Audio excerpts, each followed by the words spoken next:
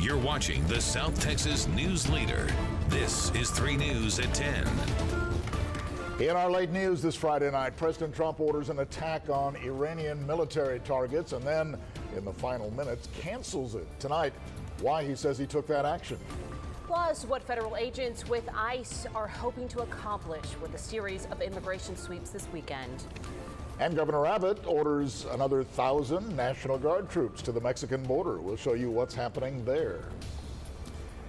And good evening, everyone. I'm Joe Gazin. And I'm Kristin Diaz. We begin tonight with the latest developments on the unsettled relationship between the U.S. and Iran. Early this morning, President Trump approved a retaliatory strike on Iranian military targets, but then called it off in final minutes. Yep. Of course, it follows the Iranian missile strike earlier this week that downed an unmanned U.S. spy plane. The Pentagon confirming the aircraft was in international airspace at the time. The president saying today he decided in the end that it was not worth taking lives in Iran. ABC's Trevor Ault has tonight's top story. Just 24 hours after Iran shot down an American drone, President Trump says the U.S. was only minutes away from striking back. The president explaining his 11th hour decision to call off retaliatory attacks targeting 3 Iranian sites, telling NBC News his advisors told him they were ready to go and needed a decision. And I said, you know what? They shot down an unmanned drone, plane, whatever you want to call it. And here we are sitting with 150 dead people that would have taken place probably within a half an hour after I said go ahead. Yeah. And I didn't like it. I didn't think it was proportionate. Sources say the president went against the advice of his Secretary of State and National Security Advisor, the decision coming around 7 o'clock Thursday night, only hours after top members of Congress were summoned to the Situation Room for a military and intelligence briefing on the ongoing conflict with Iran. However, Senate Minority Leader Chuck Schumer and Speaker Nancy Pelosi said they weren't informed that a possible U.S. strike was imminent. House and Senate Democrats were very clear that Congress must act.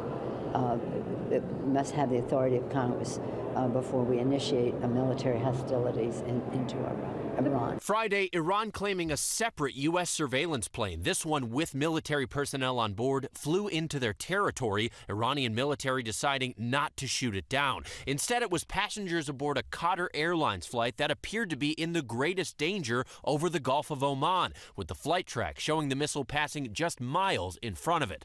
Trevor Ault, ABC News, Washington. Come this Sunday, people living in the U.S. illegally will be targeted by immigration and customs enforcement agents during a roundup called Family Op. President Donald Trump has issued this operation specifically toward families who have been issued deportation orders. The raids are expected to be carried out before dawn in as many as 10 major cities. The announcement comes days after a tweet from the president promising the beginning of the removal of millions of illegal aliens by ICE starting next week. The director of ICE had this to say today in an interview with ABC. Our priorities will remain the same. It's always going to be to go after the criminal aliens that have committed heinous crimes against American citizens. But priorities does not mean all other demographics are exempt. Now, some are questioning the focus on families, highlighting that ICE lacks the space to detain them, particularly children. Well, the word came down from Governor Greg Abbott today. He's announced that he is deploying an additional 1,000 Texas National Guard troops to assist immigration officials at the border. And that's on top of the 1,200 troops currently deployed there. This is the latest response to the continued arrival of undocumented immigrants to our southern border. Our border reporter, Oscar Margain, has more on the growing humanitarian crisis at the border. In the past 3 weeks alone, more than 45,000 people have been apprehended in Texas crossing the border illegally. Texas Governor Greg Abbott has yet again reacted to the influx of undocumented immigrants crossing the border with the deployment of National Guard troops. These soldiers will be tasked with helping the federal government with needs at ports of entry and at temporary holding facilities, such as the one set up in El Paso and in the Rio Grande Valley. These holding facilities will be for single adults who cross the border illegally while they wait for transfer to ICE for immigration hearings. The objective, says Abbott, is to help reduce the humanitarian crisis by freeing up agents at these facilities so they may focus on their regular border security and trade functions. But that may just be treating a symptom. The visit by the First Ladies of Honduras and Guatemala to McAllen Thursday is a response to the mass exodus of Central Americans to the U.S. It's a phenomenon we're looking into, says Honduras First Lady Ana Garcia Hernandez. They're here to meet up with U.S. officials and work something out in the coming months.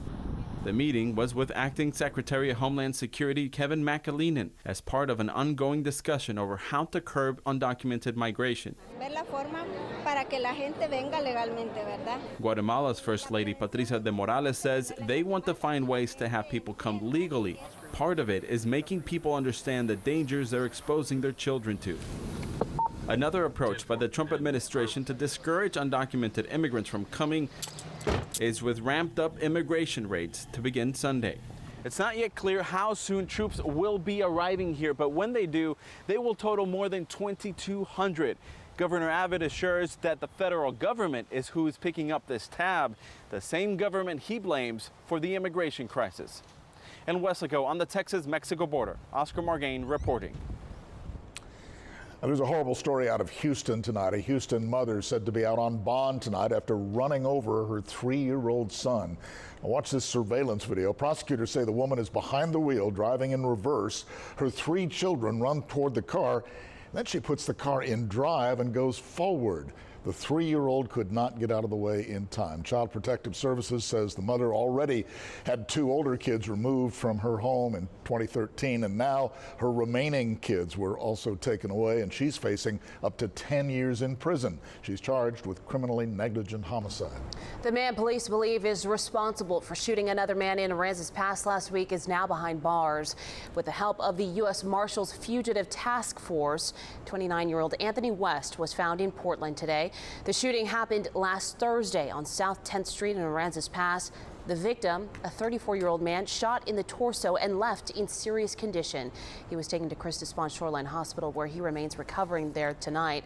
West had fled the scene, but was later found hiding in the back seat of a vehicle in Portland. He was attempting to make contact with a person over there who he was staying with. And he came back, they called it in, and Portland officers responded really quickly and got there. West remains in the Aransas County Jail tonight. He is charged with aggravated assault. Police are still investigating what led to that shooting. Well, the government reports at least 57 police officers have been killed in the line of duty this year. This latest case happened last night in the border city of Mission, Texas. Our Michelle Pedraza has reaction for us tonight. Michelle? And Joe, the entire city of Mission was in mourning today after Corporal Jose Espericueta was shot several times during a shootout. According to police, it started on a highway when a mother and son were arguing. The son then got out of the car and started shooting at his mother. That's when Espericueta and other officers responded, trying to arrest him. As the suspect ran away, he turned around and opened fire again, this time striking Espericueta several times. Other officers returned fire and killed the man. We spoke to Aransas Pass Police Chief Eric Blanchard on why this death rocks police departments across the U.S.